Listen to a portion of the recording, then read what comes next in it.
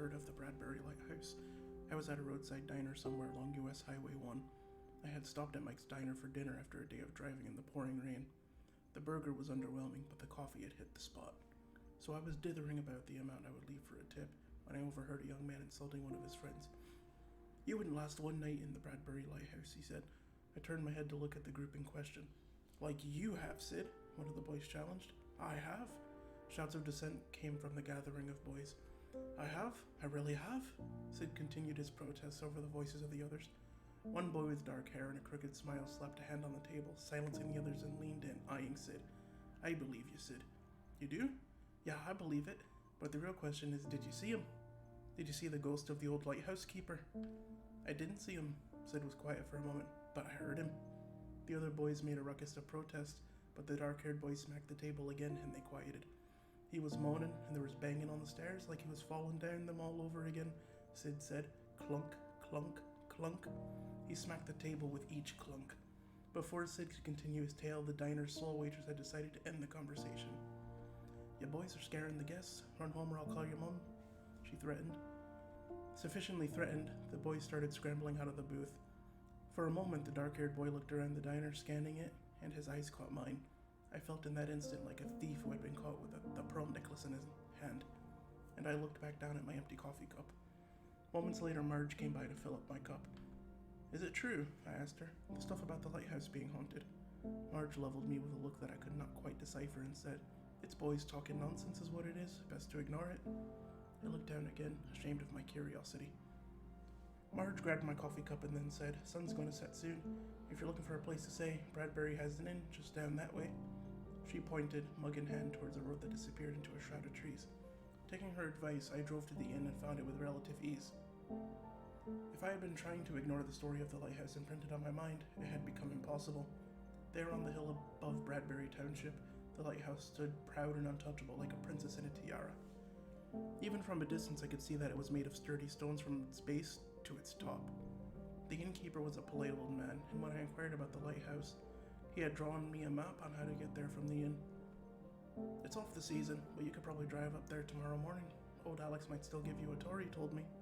"He doesn't see too many visitors up that way this time of year, so he'll probably be happy to see someone." "Are the tours interesting?" "Well, I've not been in some time, but it has an interesting history with the Civil War." "I see. I decided to probe about the ghost story I'd heard." "And is there any new history about it?"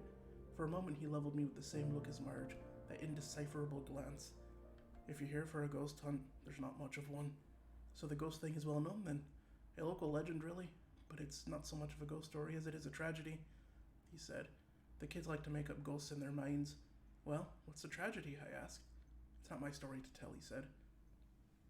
Disappointed, I went to settle myself into my room. As I was getting myself ready for bed, I peered out the window to see the lighthouse. It stood tall, solitary, and grandiose.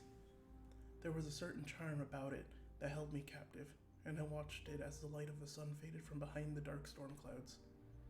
At some point, the lighthouse opened one eager eye and began shedding light upon the dark sea over the hill. The next day, I packed my car and drove up the hill to the lighthouse. The clouds from the previous day had lifted, and I was left with a crisp, bright autumn day. Upon arrival, I discovered that a pleasant-looking cottage was stationed near the base of the infamous structure. I parked on the gravel and began making my way towards it. Outside, working in the garden around the cottage, was an elderly man, bent burying seeds in tilled soil. I reached the white wooden gate and cleared my throat to get his attention. A cloud of silver hair popped up and blue eyes looked through me. I asked if he would give me a tour of the lighthouse, and the old man brightened. I paid him for an hour tour, which included an inside walk through the tower and the watch room. We walked the cliff and looked out at the sea. There, the waves made war with the rocks, and the wind tugged at my coat and hair. "It's such a beautiful day," I commented to him. "Yes, it often is after storms like yesterday's," he said.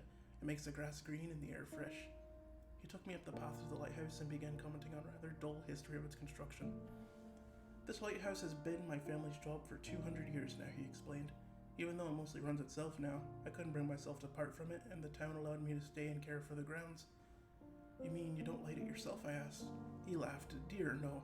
The work is automated these days. No trimming wicks for me." "Did you ever have to take care of it manually?"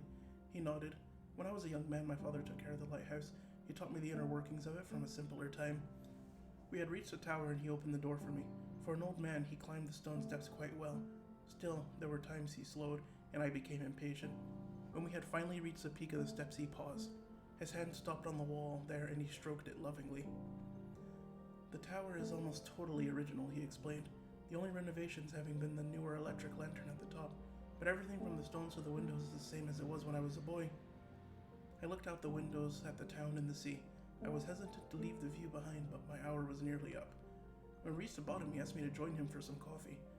It's lonely up here, not many tourists this time of year, he said. I wouldn't mind your company.